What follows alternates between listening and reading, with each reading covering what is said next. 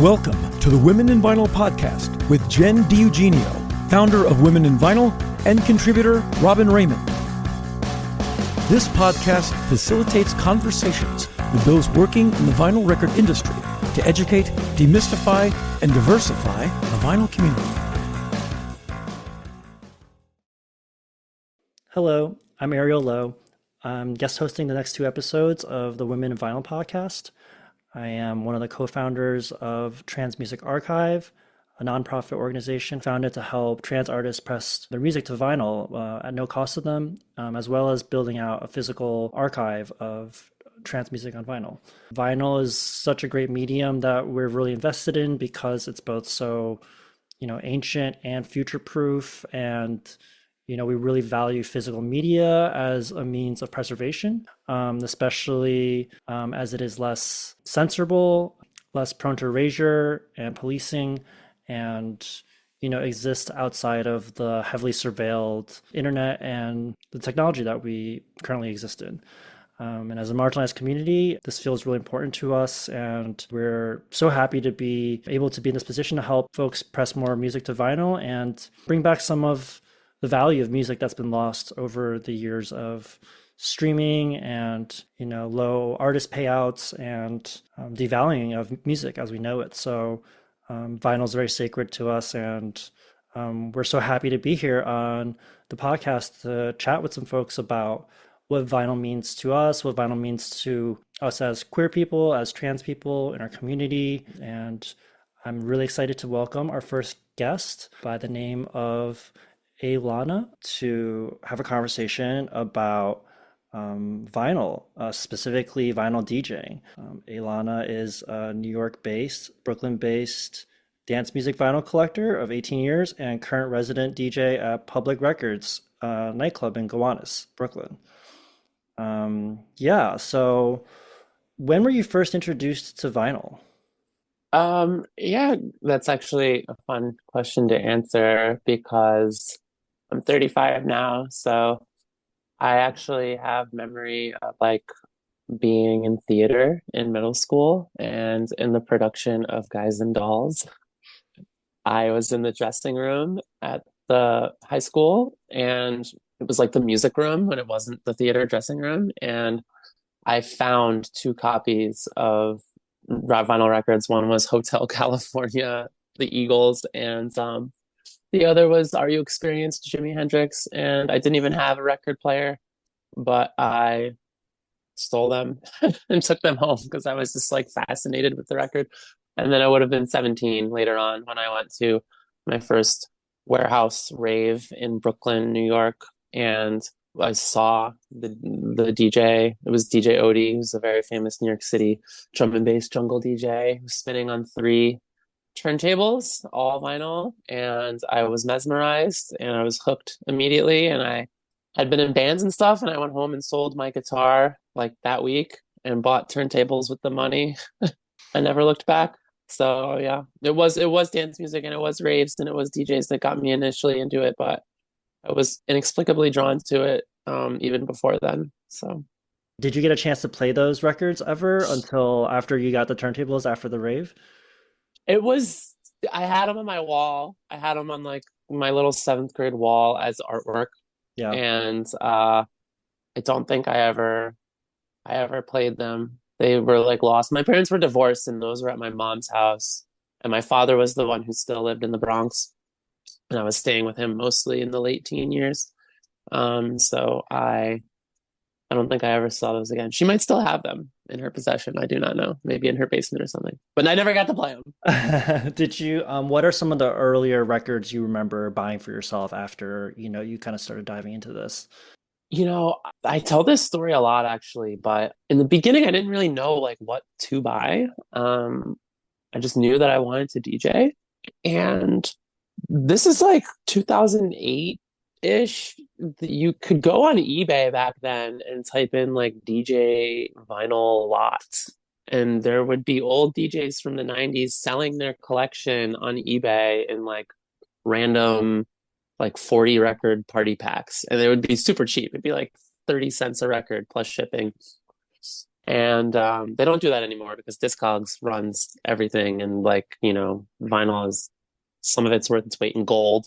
A different era for sure, but I bought from this DJ, this guy, I bought like a box of 40 or 50 records and did not know it at the time, but a lot of those records ended up being ridiculously valuable underground dance music record, and like a DJ who had serious taste, serious underground house music taste.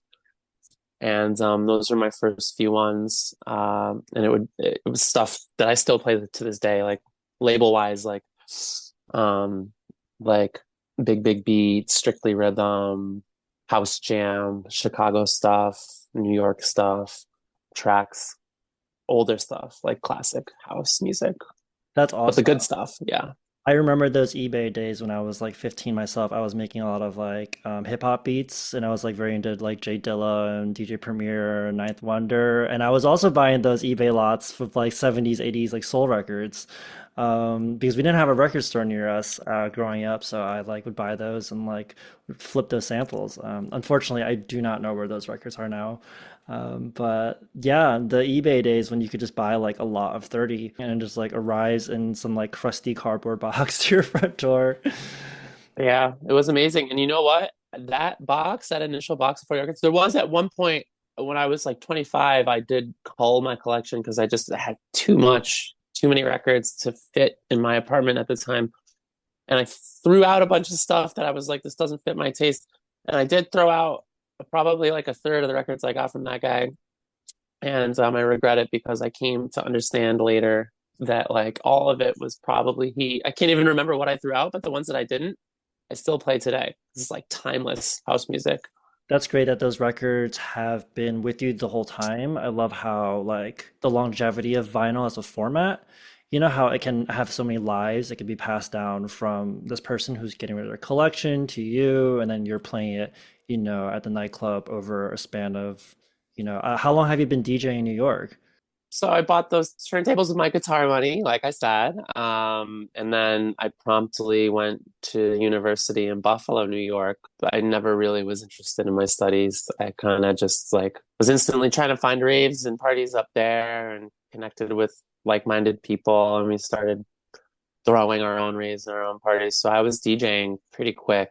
I moved up there when I was 18, and yeah, I think I was playing four people probably two years after initially getting my first sort of stack of like 50, 60, 100 records or whatever. And then, yeah, I mean, that's a much longer story, but I produced my first records and my first music by the time I was like 24, moved to Boston through this party out there that was all vinyl centric, and then did the same thing in North Carolina. A lot of time passed. I moved back to New York City proper in at the end of COVID. So it would have been when everything opened up in the summer of 2021. And it took a little bit because you kind of have to like network in New York City for someone to give you a platform. But yeah, I was spinning for people probably by the following winter. So yeah, like January, February 2022.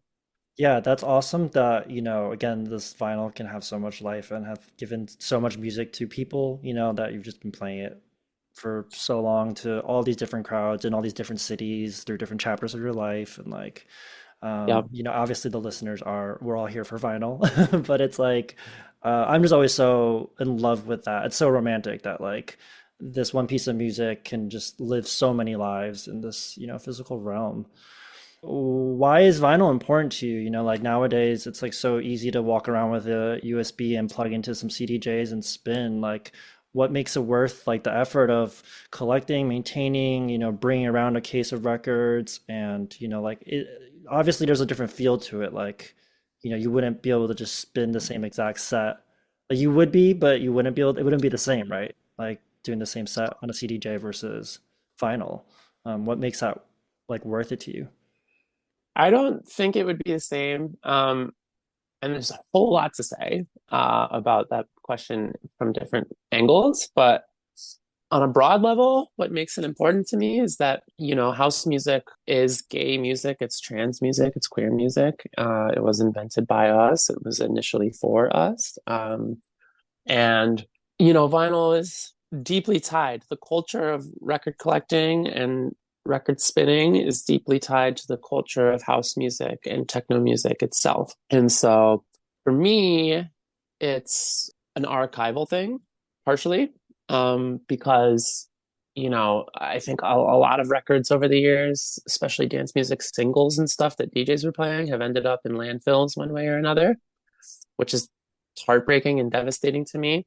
So I want to collect records to keep them as a living document, an archival of, our pieces of music and our messages that we've put out in the world. And then also from, just the cultural standpoint of like, this is how we DJ'd for a really long time. Certainly, like I said, that first party I went to, every DJ there, this would have been the late 2000s. It was right when it was ending. I vividly remember like the following year, 2009, noticing that a lot of DJs were switching over to digital. And that was before CDJs and controllers were really advanced. So a lot of people there was this bridge period from 2009 to like 11, 12, where a lot of people were using laptops with like lower grade controllers. But it was like impressed upon me that vinyl was super important and it's part of the culture and it's like what you do.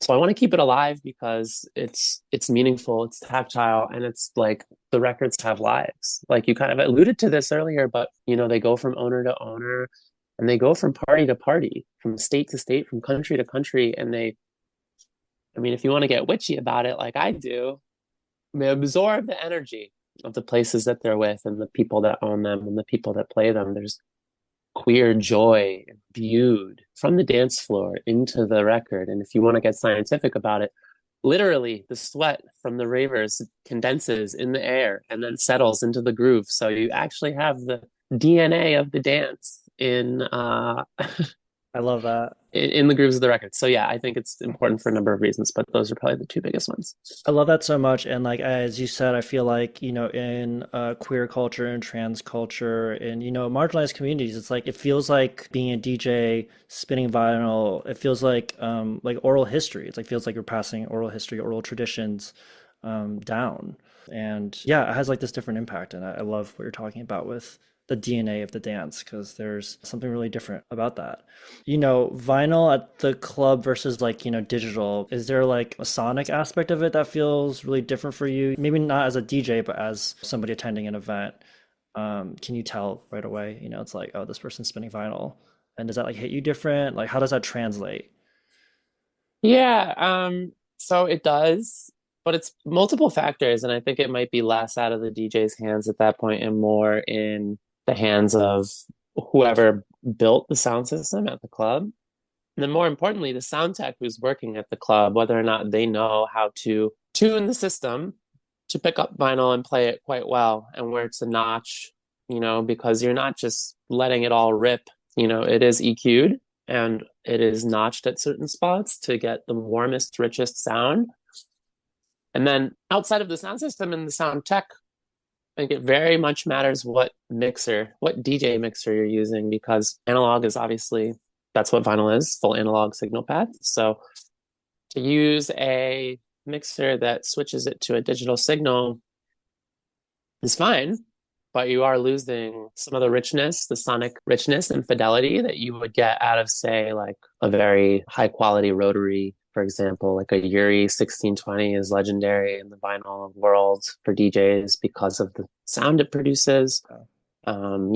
Fader mixers, like the original Allen and Heath Zone mixers, before they were sort of mass produced in China, back when they were made to order in the early 2000s, are legendary for their rich, warm sound because it's all analog. So the mixer is actually super important, and I think a lot of people don't know that. Because you could have the best club in the world, best everything. The mixer could be the end point if that's not good. I always say there's no point in playing vinyl records over like a Pioneer DJM, but some people are married to that mixer for the effects and other reasons. So, and also the V10 is supposedly analog. I don't know. We could go deep on that, but I just mean to say that the mixer is super important. Yeah, and that's like a perfect segue into I want to talk about your residency at Public Records. For our listeners who aren't familiar with Public Records, it's like a legendary nightclub in New York and Brooklyn. Could you tell us a little bit about the space, particularly their sound system? Yeah. So it's a great club. It's like you said, I think of it when I think of New York clubs in the modern era, it's like the big four.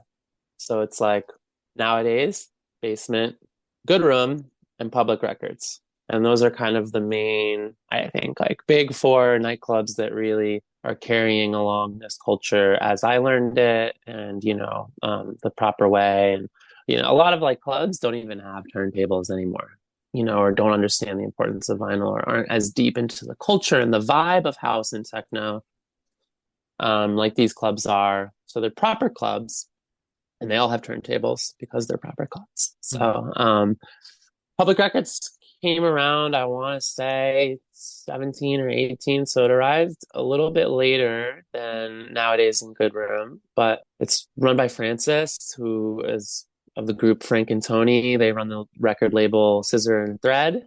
So like a lifelong, DJ and vinyl person himself. And so he understood from the jump the importance of, like I said, the mixer, the sound system, the sound techs. They have a custom built sound system in the atrium, and upstairs, the sound room, which is the main room in the club, is a Void sound system. So it's not custom, but Void is like top of the line up there with Function One and that kind of stuff. Danley. And yeah, it's just a wonderful place. It's like so much thought goes into it just from the architecture and the ambiance. It's actually in a historic building, or that's like the Historical Society of Brooklyn has categorized it as an historical spot. It's like all brick. I forget what it used to be. It was either like a water treatment thing or whatever, but it's very unique and it has a wonderful ambiance. And it's built for vinyl. It's the perfect club for vinyl because they have these amazing sound systems and they have these mixers, this rotary mixer is called the Isono 420, which is like theoretically one of the most high fidelity mixers you can have for playing a vinyl record. So Cool, that's amazing. Can you tell us about, all the times that I've been to Public Records, it's like the sound is always just on point, the vibe is great, and their curation is obviously really, intentional and carefully done as well. Can you explain your time at the residency a little bit? How did you come into that? What has your experience there been like? Like, what's it like to spin vinyl on that specific sound system, as well as like being able to play there, week after week and like really kind of get settled in and dialed in, and what has that whole experience looked like for you? it's been great. I mean, this is more just like a DJ thing than a specifically vinyl thing, but I always say like you could be the best DJ in the world, and if you're not doing the like social side of it, it's a lot harder to get a break like that where you get onto something like Public Records. But I was working coat check there many, many years ago. And at the time, the now booker, Ian G, shout out to Ian G. He's the one who does all that wonderful curation that you're talking about. He has a great ear and a great sense for what is good. We worked together on the lower levels and we just got to talking weekend after weekend, and we both discovered that we really love house music and we both go really deep on it. And so fast forward several years when he became booker and I was like spinning more and kind of like it shifted into like a full-time DJ thing. He asked me to come in. It was 3 years ago now, I think, to open for this very, very famous German DJ, Ian Pooley, who was a dream come true because that box I mentioned earlier of the 40 records, one of the records I got was this record by him on X Force Factor, 1995. It's called Today. It's a very, very special record. I've heard a lot of people play it. Eric Drew and Octo Octo have played it before. It's a great record. So I got to open for him, and that was kind of like just a breakout set. I still have people walk up to me and talk about that set. It was just really good. And I was then on their radar. And then I was asked to come back several times. I closed for Mike Servito, opened for Prosumer, just like a bunch of different ones that were just kind of one-offs where I was brought in from the outside. And then they asked me at the end of last year if I'd be interested in the residency. And I said yes. And what it's like is great because it's like I can sculpt what I want to do more. and I can like I now that I have a little bit of like experience with the club and I kind of know like what the crowd likes and everything else, I feel like I bring some of my best work there. And yeah, it's just like atrium can get like really deep. Upstairs you can play like funk and soul and jazz. And then the sound room, you can basically go as hard as you want with like the raviest type of high energy records you have. So it's got a little something for every corner of my record collection. It's got a room for every corner, and yeah, I love it. And every other DJ who's there is also just so on point with their selection. And most of us play records in some form or another there because it's just the perfect spot to do it. Yeah. How do you prepare for a set? Especially, you have all these different rooms with different vibes, energies, different audiences on different nights. Do you rehearse sets? Do you have like this ritual? How do you select for the night? How do you pull records from your library of music? Yeah, it's a great question, and there's a couple different variables that go into it. But I heard this DJ who people probably know from Basement and the Wrecked parties, Ron Like Hell, one time he said, like, I take at least 8 hours to go through all my records to pull for a DJ set. And I'm like, I take that even further. I'm like, I like at least a couple days to really go through everything. I mean, like, it's almost silly. It's almost like I'm not getting paid enough money to put that many hours into, like sculpting the bag. But there's two main differentiators, and that's whether I'm opening the club Mm, or whether I'm continuing from the previous DJ. right, of I course. think when you're continuing, I bring a mixed bag of all stuff that I like that can be different energy levels and can go different directions because you have to play to the crowd that's already where they're at, right? So if they're Absolutely. worked up and they're ready to go, it's like energy, go out the gate with energy. Like that was how it was for Mike Servito last year when I closed for him. If they're like lulled down and it's a deeper, chiller moment, then you don't want to go 0 to 100 like that.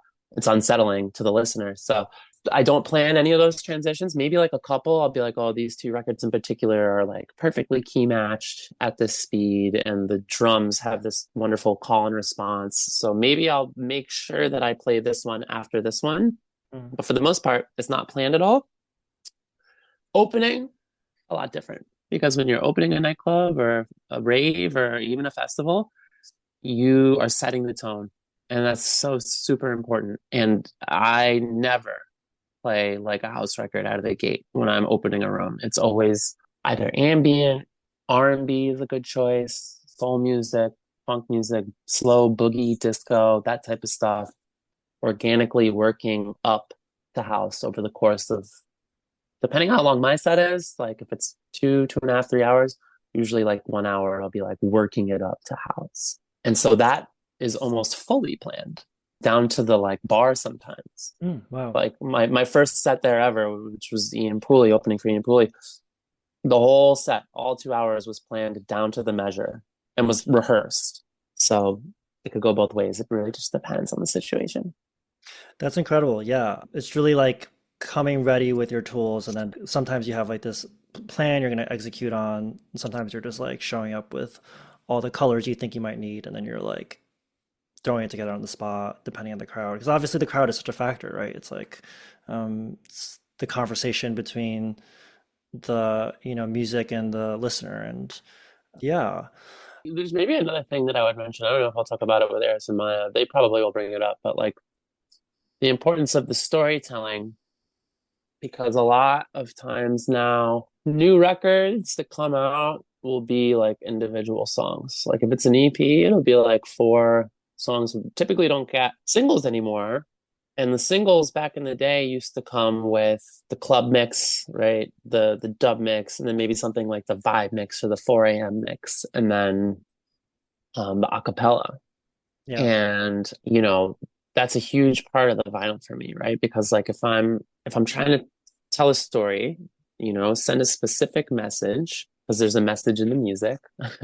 I'm pulling from those acapellas and like putting it over other music, or I'm like playing the vocal mix at a very intentional spot to something that Ron Hardy, Frankie Knuckles, these other sort of legendary gay queer DJs used to do would be Larry Levan too, Paradise Garage, would be to intentionally play songs that speak to one another thematically or maybe even literally with the lyrics in the vinyl. For example, my last set at Public last month, the last set downstairs, I had done that. It was this record from the UK that not many people know about. I think the label is like Music Groove, but the record was Diva to Diva. I can't remember the title, but that's the artist, Diva to Diva.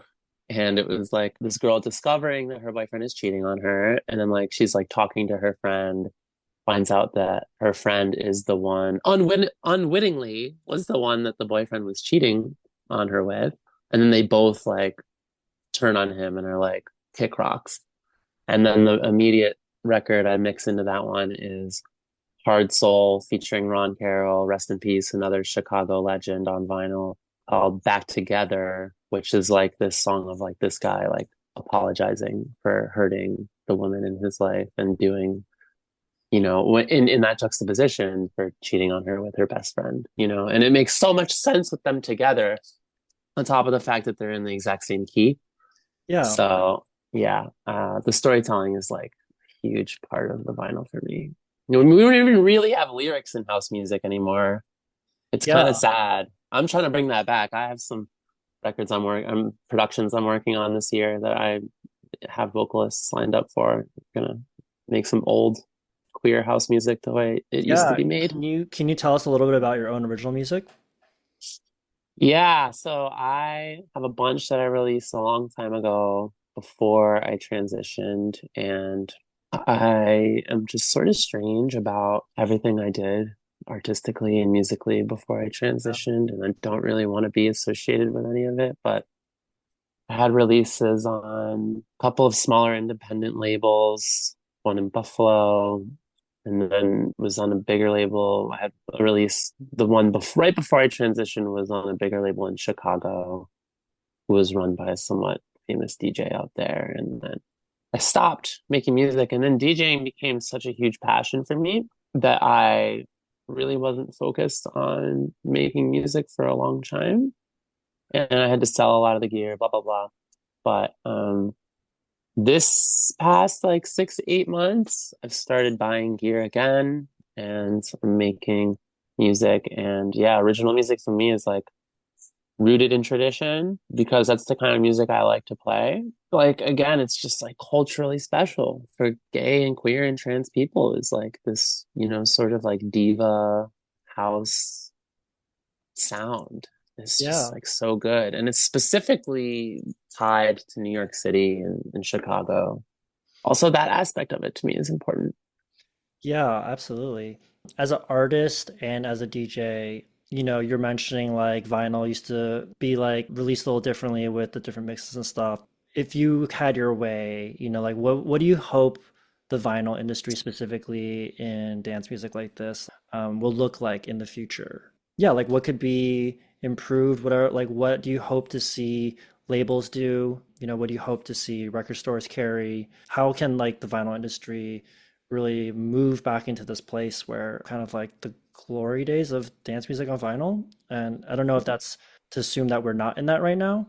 But I do know a lot of the crate digging happens with older music.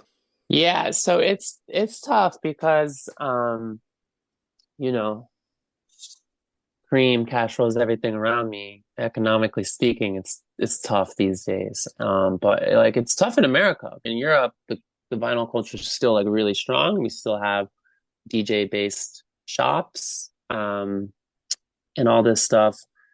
So, what I would like to see is labels putting out small runs of records, and I get that if it's like 100 press run, it's going to make the ultimate price at the end user like 24, 25, $26. I get that. But then again, like if you press 500 records, there's a question of like, are they going to be all sold or not? Oftentimes the answer is no. And I think like you just look at New York City, like, okay, biggest city, arguably the most poppin' city for dance music in America. We no longer have a big DJ shop. They do have one in Chicago, Gramophone. It's very famous. It's been open since I think like the 50s or the 60s, but it is like the DJ shop out there. So New York needs that. Labels need to press small runs and they need to get the kids interested, right? And that's why like education is so important. And that's why DJs spinning it are so important because, like I said in the beginning of this interview, my moment with it was when I walked into that party and I saw the DJ cutting up the records with a lot of technical skill and just being mesmerized by that, playing the turntable like an instrument more than just like a player. And I think that that's a timeless feeling. I think that like kids can walk into a party and see the DJ doing that with records and be like, I want to do that. I don't think that that feeling will ever fade. I think what makes it fade for them is when they realize like, oh, I need to dump a lot of money into this. And it's just like so much easier to buy a USB and like go on Traxsource. But, you know, I think that that also homogenizes your art because everybody has that resource. You know what I mean? When you're playing vinyl, you sound more unique, hands down, full stop, just because the collection is different. It's totally different. It's a lot of old music, but we just need to be pressing new music. We need to be really sure about whether or not it's going to sell. And ultimately, that's going to be the artists building real, true fan bases that believe in the music they're making. And in order for that to happen, people just need to be into the vibe of vinyl. And so it's a tall order. Yeah, I mean Um, that's one of the things that we're trying to do at Trans Music Archive is like, we're printing those 100 pressing, 250 pressings, and it's like, we want to make sure we try and sell all of them because we want to make that money back to be able to print more, for more artists. But it is hard. It Absolutely. is hard, but I have faith. I feel like Gen Z is like such a large part of the market for vinyl, and I do think, as you're saying, it's like when you roll up to a club and you see of DJ spinning vinyl like that, it's like it feels like a whole different ball game. It feels like they're playing a different game, and Absolutely. Yeah. really, really special. Can I just say one last thing to labels? Yeah, Stop pressing stupid multicolored vinyl records. Stop pressing it on weird colors. It does not yeah, matter. It only makes the record more expensive. yeah. Press it on black. Press I'm it on black. black. Yeah. Please press it on black. I'm begging you. Um, I wanted to just ask you, as we move towards the end of the episode, if I was like a younger kid, a teenager, a college student, whatever, I'm like at the club, I see vinyl, I'm like, wow, that's incredible. I want to do that. What would you suggest to like somebody who's trying to enter this space, getting into this art form? It feels very, as we were saying earlier, it feels very like kind of it's like oral tradition. I know they have like DJ schools and stuff here and there, but far and few between for vinyl, I would imagine. And also, I feel like that's maybe not the best environment to learn a craft like this. Like, how do we get into it? As like a beginner. Totally. If you're gonna go the school route and you're gonna get lessons, definitely do it like short, small class, preferably one-on-one. But you know, it's outside of that, just try to get a mentor because I had people mentor me, but I also locked myself in the basement for those years of like 18, 19, 20.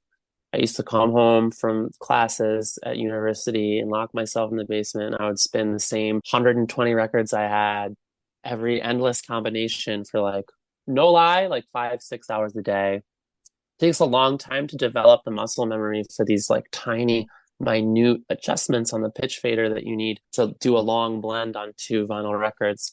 So it's like practice, practice, practice, but go out and meet somebody who's doing it and try to develop a mentor-mentee relationship with them. That's, super important. And then get good at digging. So like you're not going to know what to look for at the shop. And one way to do it is trial and error, but really like never stop reading. Like it's off screen, but I have an enormous bookcase here that's filled mostly with shit about, dance music culture, vinyl culture, lots of old like set lists from famous DJs in the late 80s, 90s. And then use that as a starting point, get on Discogs, do a bunch of hyperlink jumping, and read about all the artists, all the labels, all the tracks, everything you can, so that when you go to the shop, you know what to look for, you know what to buy, because you can buy a awesome set straight from the dollar bin. I promise you. It just takes the knowledge to know what to look for. And then final thing is like, seems like a lot of glamour and drinking and drug use, but all that stuff costs money. I would say just steer clear of all of that and save all your money for wax, because it's going to cost you a little bit, girl. Yeah. But the rewards are tenfold. It's it's been my lifelong passion, and it's like I'm still getting dopamine from it today. So yeah, That's great I love advice. yeah. Lovely. Thank you so much, Alana. This was such a wonderful conversation. Thank you. Support your local record shop. Yeah, support your local record shops. We'll be back guest hosting next month's podcast, where Alana will actually be taking over and chatting with Octo Octa and Eris Drew, two legendary vinyl DJs. And I can't wait to hear that conversation. So please join in next month for that. For more information about Alana, you can follow her on Instagram at ALANA underscore DEEJAY, Alana underscore DJ. She's playing lots of shows around New York, so if you're around the area, please make sure to go check her out. You can also find out more about the work we do at Trans Music Archive at transmusicarchive.org, as well as at Trans Music Archive on Instagram as well. We are a nonprofit organization helping trans folks print and press vinyl, as well as providing other opportunities for trans musicians, including recording residencies, scholarship opportunities, and also in-person community events. So we really appreciate your support if you're interested in supporting our work. And last but not least, please go support Women in Vinyl for the incredible work that they're doing, centering women in the vinyl industry. Thank you so much. See you soon. This episode has been brought to you by Women in Vinyl and Red Spade Records. Thank you for listening. Please remember to subscribe, and you can always contact us directly by visiting www.womeninvinyl.com.